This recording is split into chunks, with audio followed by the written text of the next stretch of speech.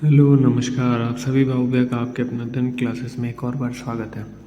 तो पिछले वीडियो में हम लोगों ने लेंस फार्मूला देख लिया था कि लेंस का फार्मूला कैसे आता है। ठीक है, तो अब उसी को आगे कंटिन्यू करते हुए बहुत ज़्यादा कुछ नहीं बचा है, लेकिन फिर भी 2 4 5 दिन का तो लेक्चर बचा ही है। तो उसी को आगे कंटिन्यू करते हुए आज हम लोग देखेंगे power of lens, combination of lens, यही सब कुछ देखा जाएगा। तो सबसे पहले हम लोग देख ले पावर ऑफ लेंस।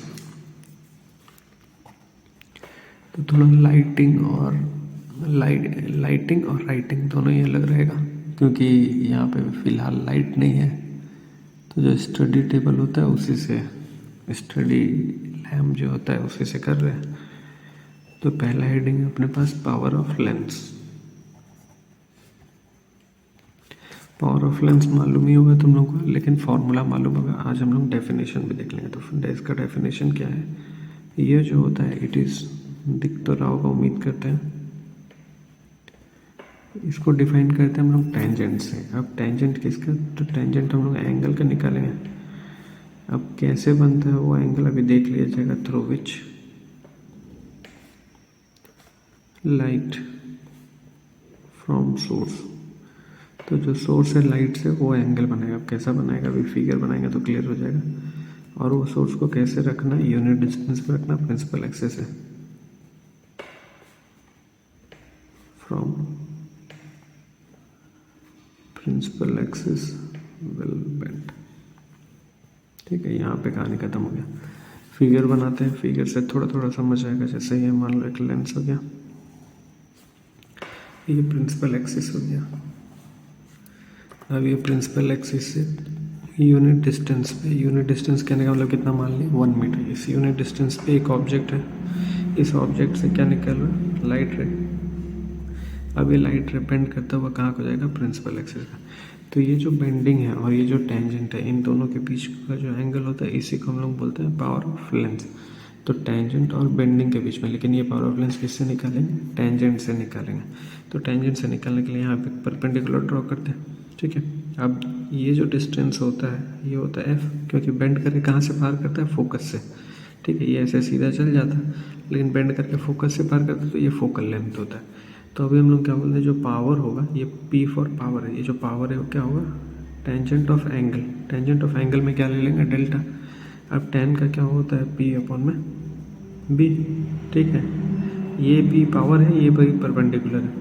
तो यहाँ से अगर बात कर लेंगे तो पावर निकालने के लिए P का वैल्यू परपेंडिकुलर मतलब ये क्या है, 1 है। और B कहने का मतलब स्पेस मतलब कितना है, फोकल लेंथ, मतलब ये F। तो पावर का फॉर्मूला कुल मिलाकर कितना आ गया, 1 अपॉन में F। और इसका ऐसा यूनिट क्या होता है, ऐसा यूनिट होता है डायोप्टर। तो पावर का ऐसा यूनिट होता है डायोप्टर, कैपिटल D से डिनोट करते हैं। तो ये कुल मिला के पावर ऑफ लेंस भी समाप्त हो गया। अब हम लोग चलते हैं कॉम्बिनेशन ऑफ लेंस पे। तो जो अपना अगला हेडिंग है वो है कॉम्बिनेशन ऑफ लेंस। देखो नाम से ही पता चल जाएगा कॉम्बिनेशन ऑफ लेंस। तो अभी तक हम लोग पढ़ लिए थे लेंस फॉर्मूला, मतलब सिंगल लेंस के लिए। लेकिन अगर 2 लेंस को एक साथ रखेंगे तो क्या देखने को मिलेगा, तो पहले जो बेसिक जानकारी है वो ले लिया जाए, उसके बाद हम लोग चीज़ों को भी समझेंगे। तो जब कभी भी हम लोग 2 लेंस को एक साथ रखेंगे, whenever we combine lenses, then जो इमेज है फॉर्म बाई फर्स्ट लेंस, जो पहला लेंस इमेज बनाएगा वो दूसरे लेंस के लिए ऑब्जेक्ट का काम करेगा, ये कंडीशन याद रखना। तो whenever we combine lens, the image form by first lens act as an object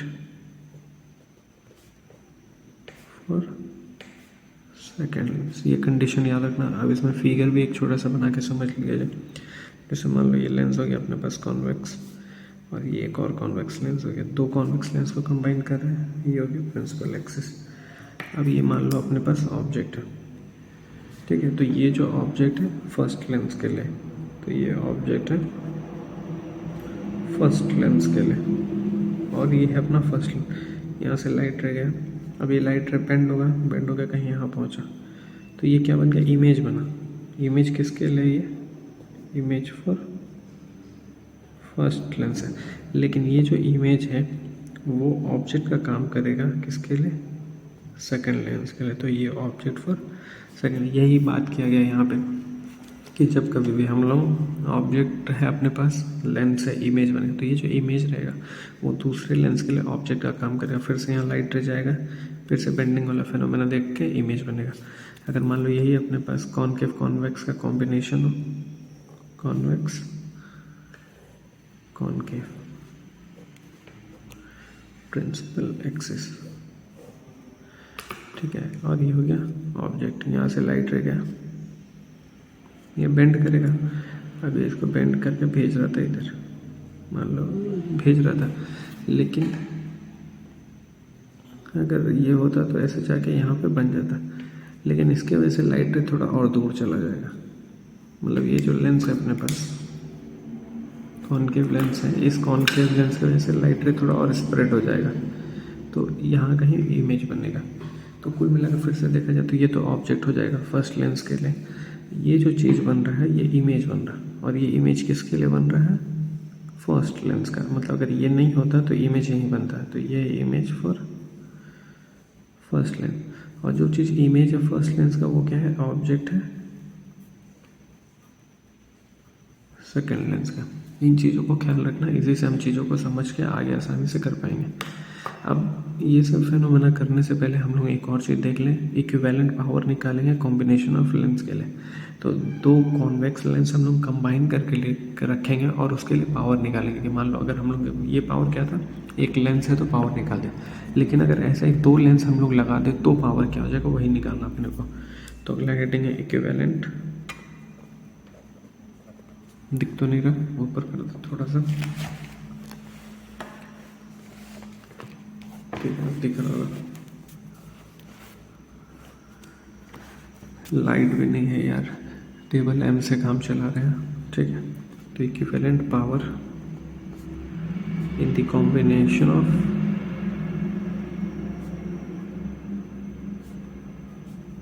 lenses. अब दो लेंस को एक साथ कंबाइन करके रख रहे हैं, तो ये हो गया अपने पास कॉन्वेक्स। ये हो गया उसी के साथ जुड़ा हुआ है, एकदम टच है ये, ठीक है। दो लेंस एक साथ हो गया, ये हो गया प्रिंसिपल एक्सिस। अब देखो यहाँ पे है अपने पास ऑब्जेक्ट। ये ऑब्जेक्ट का लेंस से दूरी कितना मान लेते हैं? u। लेंस से दूरी हो गया u। ये ऑब्जेक्ट से लाइट रह गया, ये है L1 लेंस, ये है L2 लेंस। अब यहाँ से क्या होगा? बेंडिंग देखने को मिलेगा, तो ये ऐसे बेंड हो गया, ठीक। लेकिन जैसे इस लाइट रे में पहुँचेगा यहाँ पे तो और बेंडिंग देखने को मिलेगा। तो और बेंडिंग कुछ ऐसा मान लोगे, जाता ही ऐसा लाइट रे, लेकिन और बेंडिंग की वजह से लाइट रे यहीं पे बेंड होकर ख़त्म हो गया। तो कुल मिला के अगर हम बात कर ले, ये ऑब्जेक्ट है अपने पास, अगर ये लेंस नहीं होता तो ये लाइट रे यहाँ जाता, मतलब इमेज यहाँ बनता।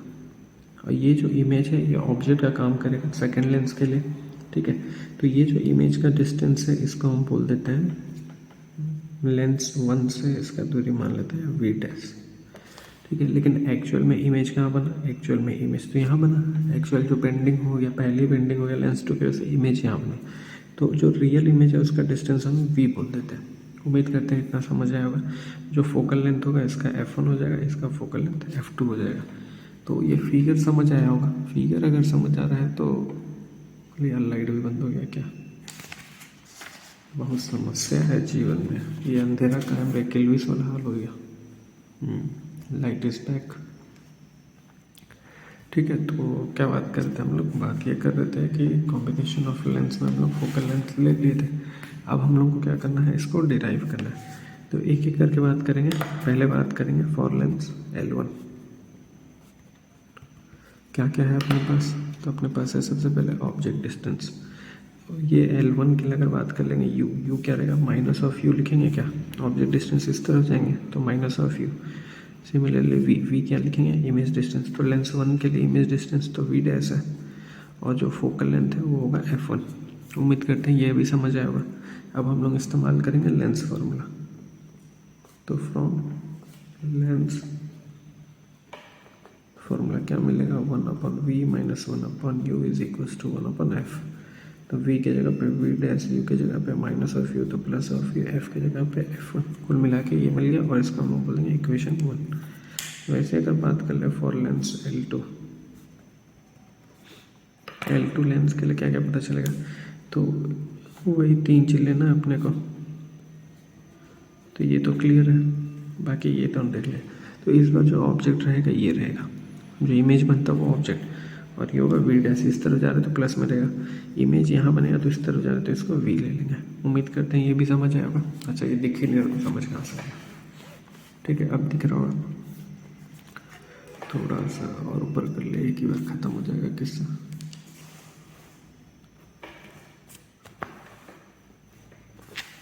ठीक है, तो अब यहाँ इसको कंप्लीट ही कर लेंगे, फिर से अप्लाई कर लें हम लोग फ्रॉम लेंस फार्मूला। वैसे यार ठंड में इतना देर लाइट तो कटता नहीं, पता नहीं कैसे कट गया अभी तक लाइट। ठीक है, तो वही फार्मूला अप्लाई कर दिया। वी की जगह पे क्या लिख देंगे, वी, यू की जगह पे क्या लिख देंगे, वी डैश, एफ की जगह पे लिख देंगे F2, ये हो गया इक्वेशन 2। अब हम क्या कर लेंगे, दोनों फर्स्ट सेकंड को ऐड करेंगे। इसको करने के लिए पीछे जाना पड़ेगा, पीछे जाने के लिए पेज पलटना पड़ेगा, पेज पलटने के लिए थोड़ा सा कष्ट देना पड़ेगा, थोड़ा सा कष्ट दे दें तो पेज पलट दिए। अब थोड़ा सा लाइट को भी एडजस्ट करना पड़ेगा, क्योंकि ठीक है, उम्मीद करते हैं दिख रहा होगा, लाइट भी एडजस्टेड है। चलो भाई, तो अब क्या करना है, ऐड करना है फर्स्ट और सेकंड को। तो एडिंग दिख रहा है यार,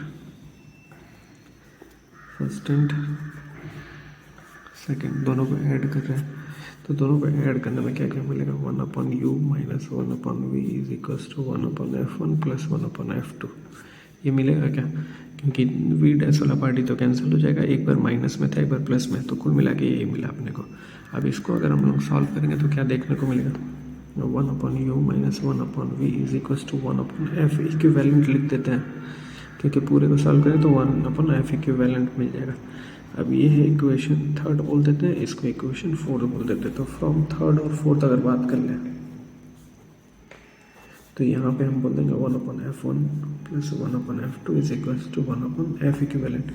अगर तुम लोग को याद हो रेजिस्टेंस वाला, रेजिस्टेंस में भी कुछ ऐसा ही होता था, वही सेम कहानी फोकल लेंथ में भी। अगर इक्विवेलेंट फोकल लेंथ निकालना अपने को कॉम्बिनेशन ऑफ लेंथ के लिए, तो उसका रेसिप्रोकल हम लोग ऐड कर देंगे, और 1/f ही तो पावर होता है। तो ये जो है ये है पावर इक्विवेलेंट, मतलब इक्विवेलेंट पावर निकालना तो हम क्या कर देंगे, दोनों पावर को ऐड कर देंगे। तो कॉम्बिनेशन ऑफ लेंथ अगर हम लोग कर रहे हैं, इक्विवेलेंट पावर निकालना है, तो हम दोनों पावर को ऐड कर देंगे।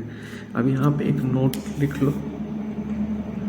नोट कहने का मतलब ये है ना, उन बातों को याद रखना है। तो इस बार इसमें क्या याद रखना है कि अगर बहुत सारा लेंस है अपने पास, कितना लेंस है मान लिया n लेंस है, और सबको प्लेस्ड कर दिया,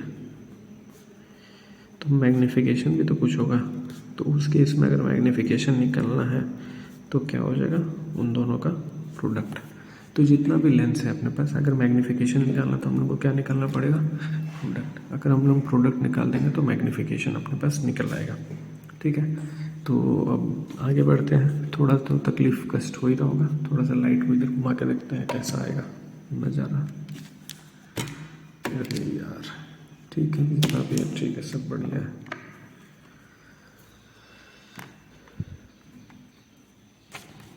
ये तो और लाइटिंग खराब हो गया ना। ठीक है, अब ऊपर करना पड़ेगा थोड़ा सा एडजस्टमेंट। तो एडजस्टमेंट तो क्या रहने देते हैं, आज के लिए इतना ही रहने देते हैं, या फिर वीडियो को थोड़ा देर हम पॉज कर लेते हैं, फिर लाइट आएगा तो कंटिन्यू करेंगे इसको। ठीक है भाई। तो भाई लाइट तो आ गया, तो अब हम लोग कंटिन्यू करते हैं अपना आगे। तो अब है अपने पास रिफ्रैक्शन देखना अपने को प्रिज्म के थ्रू। तो हेडिंग इज रिफ्रैक्शन।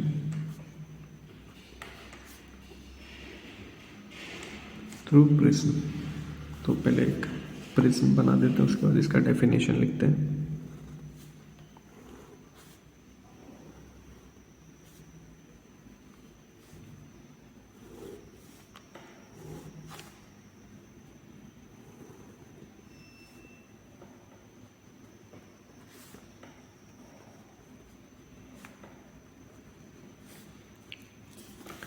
ठीक है, तो ये हुई अपने पास प्रिज्म। यहाँ पे जो एंगल बनता है इसको बोलते हैं ए, और इसी का नाम होता है एंगल ऑफ प्रिज्म। तो ये जो है अपने पास, इसको बोलते हैं हम लोग एंगल ऑफ प्रिज्म। ठीक है, नीचे वाला जो चीज़ होता है उसको हम लोग बोलते हैं बेस, और जो सामने दिखाई देता है उसको बोलते हैं प्रिंसिपल सेक्शन।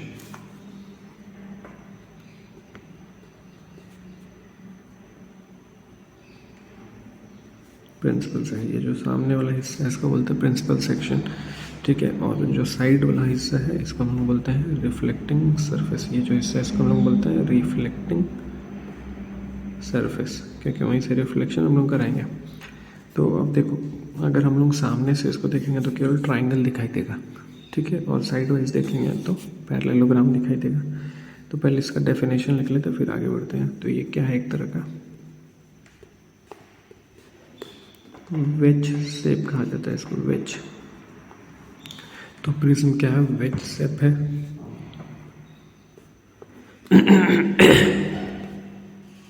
ट्रांसपेरेंट मीडियम जिसमें दो सरफेस है और ये इंक्लाइंड है किसी एंगल पे, वो एंगल को एंगल ऑफ प्रिज्म बोलता है। तो प्रिज्म क्या है, वेज शेप ट्रांसपेरेंट मीडियम है जो दो एक एंगल पे इंक्लाइंड है, उस एंगल को एंगल ऑफ प्रिज्म बोलते हैं, ठीक है। अब करते हैं डेविएशन ऑफ रे। मतलब लाइट रे जब इसमें जाता है तो कैसे बेंडिंग देखने को मिलता है, वही अपने को देखना है। तो डेविएशन ऑफ रे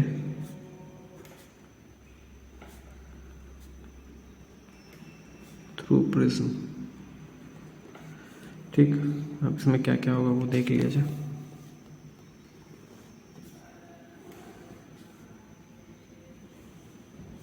तो ये सामने वाला हिस्सा हम केवल बना रहे हैं जो ट्राइंगल शेप में दिखाई दे रहा है, तो वो है सामने वाला हिस्सा। पूरा कॉपी ही आ जाना चाहिए इस बार।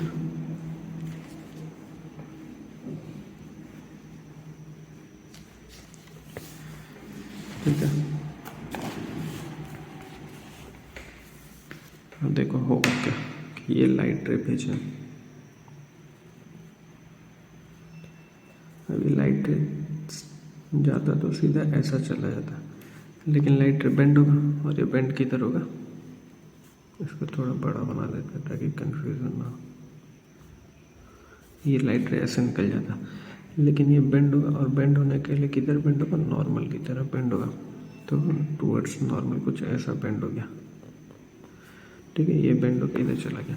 अगर चाहता तो फिर से ऐसे सीधा निकल जाना चाहिए था, लेकिन सीधा नहीं निकलेगा, ये बेंड होगा थोड़ा सा इस तरफ, ये हो गया इस तरफ। अब बेंड किधर होता है, अवे फ्रॉम नॉर्मल, ये उसका नॉर्मल था,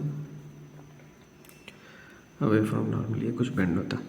तो अगर देखा जाए तो डेविएशन कुछ यही तो है, यही तो है डेविएशन, मतलब जहाँ इधर रहता पहुँच इधर गया। तो ये जो एंगल है यही तो उसका डेविएशन है। अब पहले भी तो हम लोग डेविएशन ऑफ रे देखे हैं कि जो उसका ओरिजिनल पाथ होता है, जो उसका फाइनल पाथ होता है, उन दोनों के बीच जो एंगल होता है वही होता है डेविएशन एंगल, ठीक है। तो ये है अपने पास डेविएशन वाला एंगल। अब कुल मिला के यहाँ कुछ नामकरण कर दिया जाए।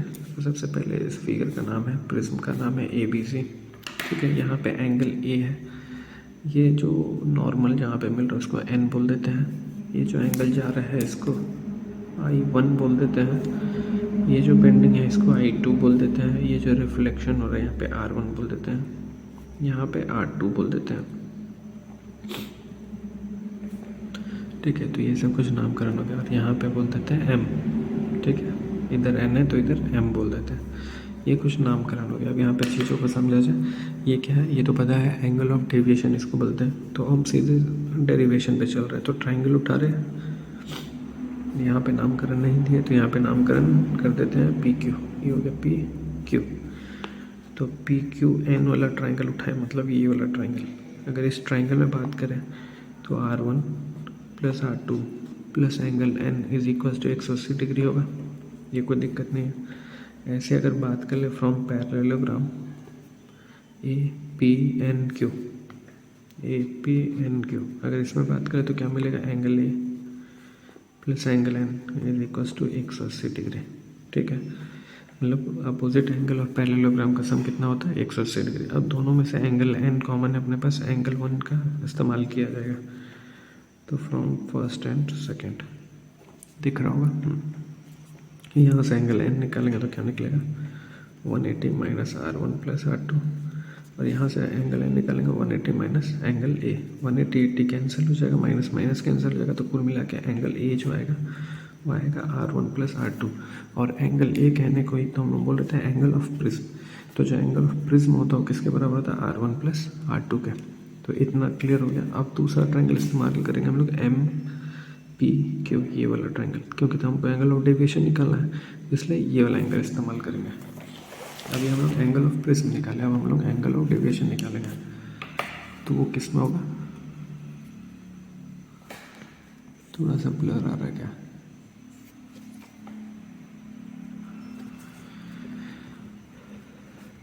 कोई बात नहीं यार, अभी स्ट्रगल का समय है, थोड़ा सा स्ट्रगल कर लिया जाए, चीज़ें ठीक हो जाएंगी, फिर धीरे धीरे समय लगता है चीज़ों को ठीक होने में, हो जाएगा, उम्मीद है हमको। तो from triangle M P Q, यहाँ से हम लोग एंगल पी निकालेंगे तो आई माइनस आर हो जाएगा, वर्टिकली अपोजिट एंगल से आई माइनस आर वन। वैसे ही एंगल क्यू निकालेंगे तो आई में से आर टू को माइनस कर देंगे। अब वैल्यू पुट कर लिया जाए तो क्या मिलेगा अपने पास, अगर ये निकालना है तो angle P plus angle Q होगा। एंगल पी है अपने पास I one minus R one, I two minus R two, ठीक। अब यहाँ पे I one plus I two minus R one plus R two, ये हुआ, दिख रहा होगा। अब यहाँ पे जो I one plus I two है इसको ए लिखेंगे, लेकिन ये जो है इसको एंगल ए लिख सकते। कुल मिला के अगर एंगल ऑफ डेविएशन निकालना है, यार बहुत ब्लर हो रहा है यार, ऐसा क्यों हो रहा है आज का दिन ठीक नहीं है क्या, ठीक है। तो एंगल ऑफ डेविएशन निकालना है तो क्या हो जाएगा, I one plus I two minus minus common ले लिया तो प्लस,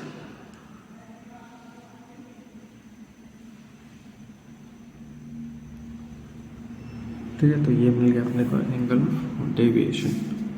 कोई दिक्कत, कोई समस्या तो अभी तक नहीं हुआ होगा, उम्मीद करते हैं सब समझ आ रहा होगा। अब इसके हम लोग बात कर लें कि किन किन फैक्टर पे जो डेविएशन वो डिपेंड करता है। तो factors on which angle of deviation depend, मतलब एंगल ऑफ डेविएशन मतलब इसी के बारे में बात करें। एंगल ऑफ डेविएशन डिपेंड्स, किन किन चीज़ों पर डिपेंड करता है। तो सबसे पहला मटेरियल ऑफ प्रिज्म, दूसरा लाइट पे तो वेवलेंथ ऑफ लाइट। ये चीज़ें थोड़ी इंपॉर्टेंट है, चीज़ों को डायरेक्ट याद रखना पड़ेगा तो ही कुछ काम हो पाएगा। तीसरा एंगल ऑफ प्रिज्म, मतलब ए पे, और फॉर्मूले में इंसिडेंस भी है तो एंगल ऑफ इंसिडेंस। तो दो चीज़ तो यही फॉर्मूले से मिल गया, और दो चीज़ प्रिज्म और वेवलेंथ ऑफ लाइट वो मिल जाएगा। अब अपने को बात करना वेरिएशन, किसके बारे में, variation of angle of deviation. ये जो एंगल ऑफ डेविएशन वो कैसे वेरी करेगा, ठीक है। अब देखो ये जो भी अपने पास इंफॉर्मेशन मिल रहा है, यहाँ पे इंफॉर्मेशन लिख देते हैं, यहाँ पे जो भी इंफॉर्मेशन है वो एक्सपेरिमेंटली है। इंफॉर्मेशन ऑब्टेन्ड एक्सपेरिमेंटली, यहाँ जो भी जानकारी है वो एक्सपेरिमेंटली है। अब यहाँ क्या जानकारी है वो देख लिया जाए कि जो डेविएशन है वो मिनिमम रहेगा व्हेन जो रे इनसाइड प्रिज्म है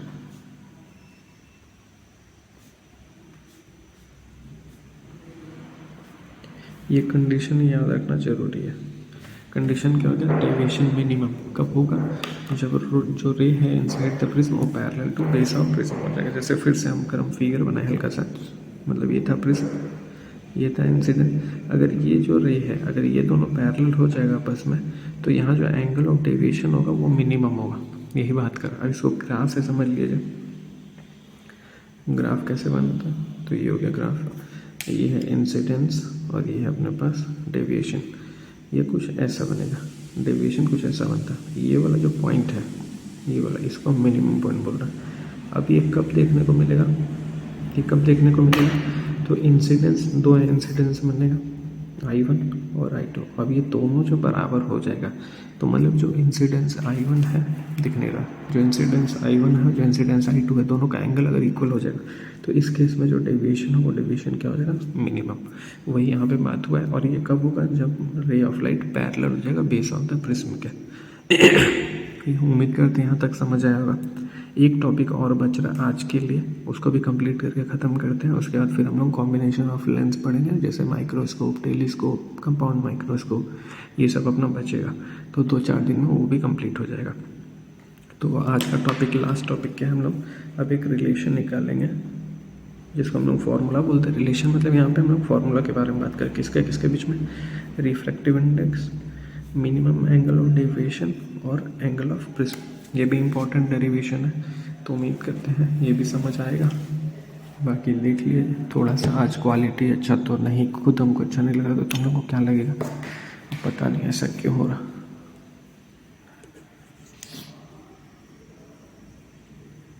लाइट भी थोड़ा कम ही है, वोल्टेज वगैरह। ठीक है, तो हम लोग सीधे काम पे चलते हैं, अपना काम ख़त्म करते हैं जल्दी। तो हम लोग अप्लाई करेंगे, यहीं कोशिश करेंगे यहीं पे कंप्लीट हो जाए, इसी से पेज ना पलटना पड़े। तो फ्रॉम स्नेल्स लॉ में हम लोग क्या जानते हैं, साइन आई अपॉन में sine R is equals to mu two upon में म्यू वन, ये जानते हैं हम लोग। यहाँ पे जो साइन आई है और साइन आर है, अगर म्यू टू अगर हम लोग बात करें तो म्यू टू को म्यू बोल देंगे, क्योंकि मीडियम के बारे में म्यू वन मतलब एयर मतलब 1 हो जाएगा। ये अक्सर हम लोग ले रहे थे, ये इक्वेशन 1 हो गया। और भी चीज़ें हैं अपने पास, वो क्या है, एंगल ऑफ प्रिज्म क्या है, एंगल R1 + R2 है। ठीक, ये है अपने पास। लास्ट तक एक ही बात दिखाते हैं ना, ताकि डेरिवेशन आसानी हो मेरे लिए। उसके जो एंगल ऑफ डेविएशन है वो I1 + I2 minus of A है, इतना है अपने पास। अब क्या कर लेंगे, वैल्यू पुट करेंगे एक एक करके। तो ये अपने को मिनिमम निकालना है, तो अगर ये मिनिमम निकालना है तो उस केस में I1 I2 क्या हो जाएगा, आपस में इक्वल, या R1 R2 आपस में क्या हो जाएगा, इक्वल। तो अगर इसको मिनिमम करना है देन I1 और I2 आपस में इक्वल, फिर R1 और R2 आपस में इक्वल, ये कंडीशन होगा मिनिमम के लिए। अब हम लोग वैल्यू निकालना, अगर ये निकाल ही रहे तो I1 I2 क्या हो जाएगा, 2i हो जाएगा क्या, क्योंकि दोनों इक्वल, माइनस ऑफ A, तो A लिख दिए।